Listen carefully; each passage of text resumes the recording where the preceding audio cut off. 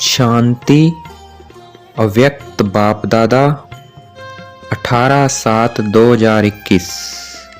Revised मुरली 16 फरवरी 1988। मुरली का title है सदा उत्साह में रहकर उत्सव मनाओ। हम देखेंगे कौन सी बातें हैं जिनको स्मृति में रखने से हम सदा उत्साह में रह सकते हैं और उत्सव बना सकते हैं। पहला है बाप के साथ हमारा भी अवतरण। बाप के साथ साथ ब्राह्मण आत्माएं भी ब्राह्मण जीवन में अवतरित हो बाप के कार्य में सहयोगी आत्माएं बनती है।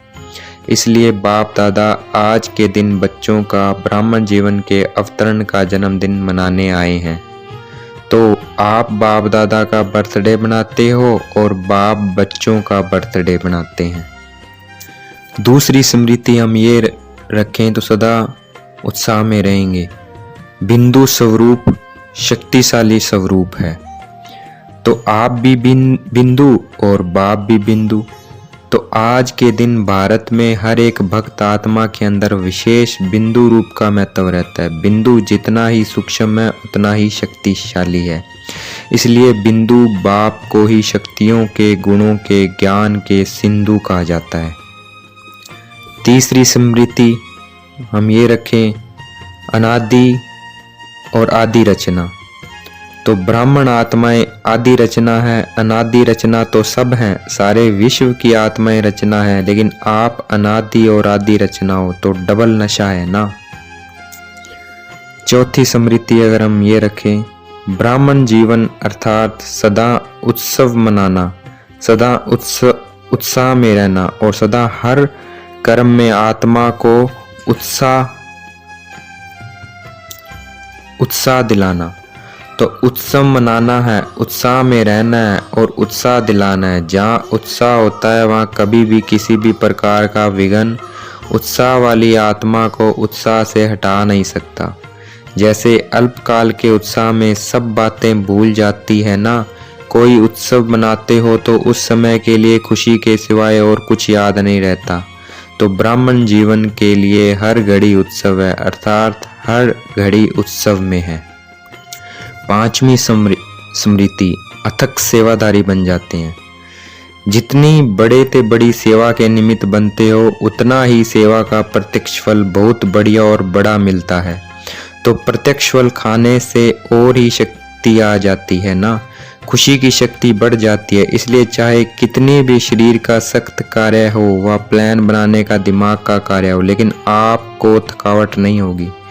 रात व दिन है यह पता नहीं पड़ता है, लेकिन उत्सव मना रहे हो, इसलिए सेवा उत्साह दिलाती है और उत्साह अनुभव कराती है।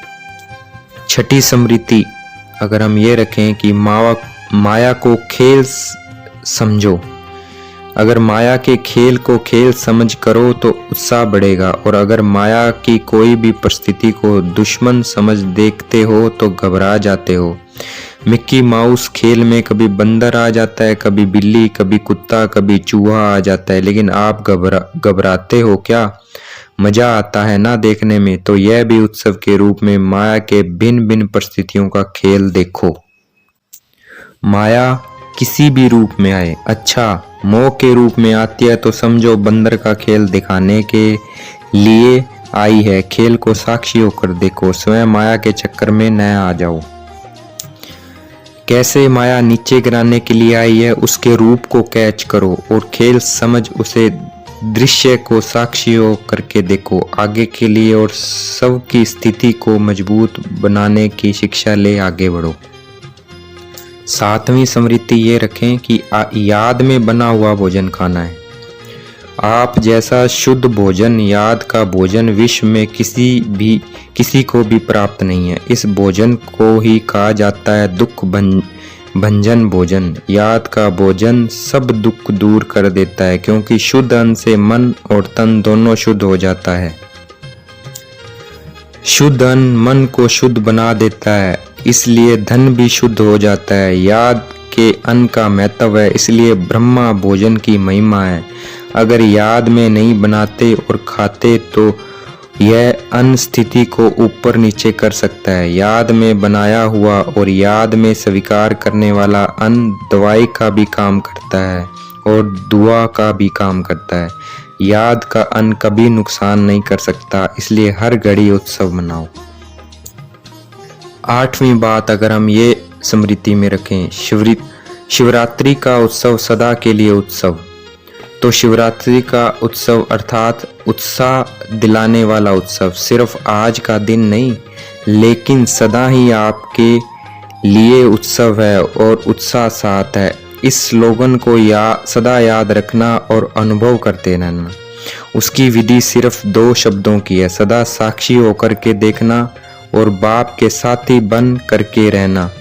बाप के साथी सदा रहेंगे तो जहाँ बाप है तो साक्षी होकर देखने से सहज ही मायाजीत बन अनेक जन्मों के लिए जगत जीत बन जाएंगे।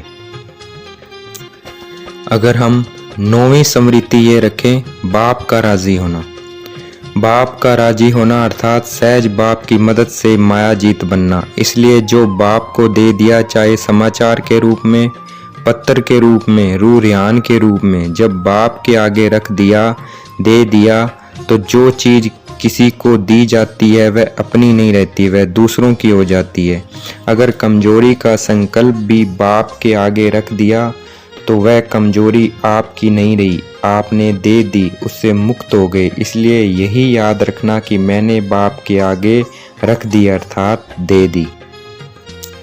आज की मुरली का वरदान, किसी की कमी कमजोरी को न देख अपने गुण व शक्तियों का सहयोग देने वाले मास्टर दाता बन।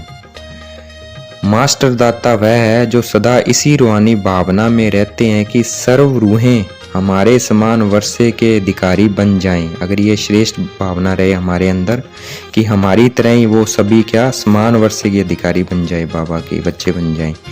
किसी की भी कमी कमजोरी को न देख वह अपने धारण किए हुए गुणों का शक्तियों का सहयोग देते हैं। यह ऐसा ही है।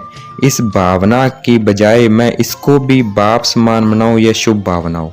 उसे ये नहीं कहना ये तो ऐसा ही है कभी बदलेगा, नहीं, उसकी शुभ भावना रखो कि इसे भी बाप समान बनाऊं।